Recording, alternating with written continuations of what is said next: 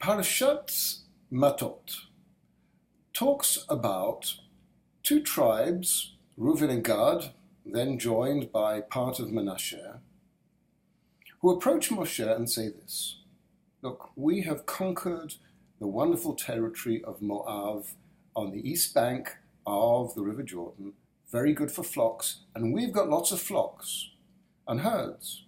You want to go into the land of Canaan, which is a bit hilly, the mountains of Judea, not so suitable for us. To which Moshe replied, hold on a minute. You're going to settle in land that we've all conquered, and meanwhile the other tribes have to go across the River Jordan and conquer their land. That's not fair. Their land, that's not fair. To which Gad and Reuven replied and said, okay, fair enough. We hear your point. We will come over with you and help you conquer your land. First of all, we'll build some place to leave our flocks and herds on this side, and then we'll come over and help you. It's very interesting that there's a nuance here.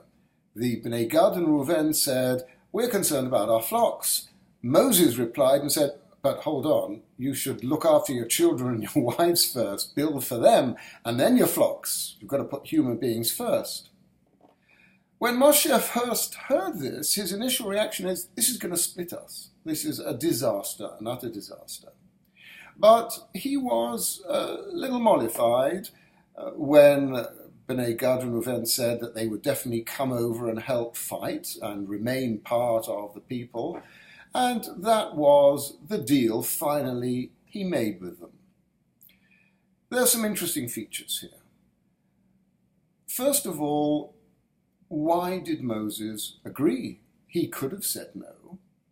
On the other hand, I think he was a leader who understood that sometimes you have to compromise, and that so long as there were conditions attached, then it would be acceptable.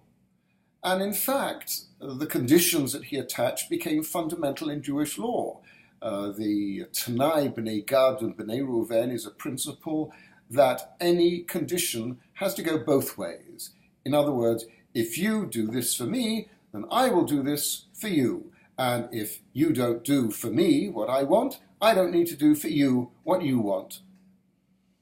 It still remains a problem. And it remains a problem even more so because we're also going to talk about the cities of refuge. Cities of refuge were cities that were set apart so that accidental murderers could go there and find refuge from vendetta or from any primitive redemption of the nearest relative. These were also priestly cities, and there they would be judged to see if they were innocent, and they may have to spend time there until the high priest died.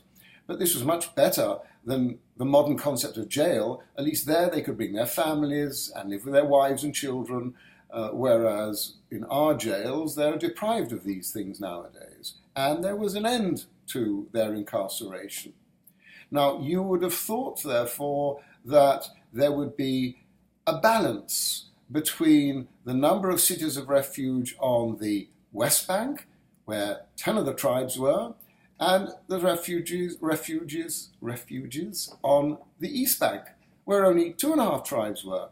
But in fact, when we look at the divisions, it was almost equal, which is strange, which seems to imply that the 2.5 had just as many potential criminals as those of the other 10 tribes.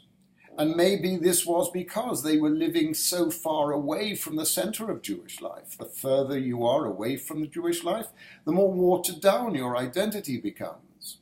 And this is what worried Moshe, but Moshe also realized that you can't hem in the Jewish people, and particularly if they increase in numbers and will need to spread out, they will travel, and the Torah has to be portable as well.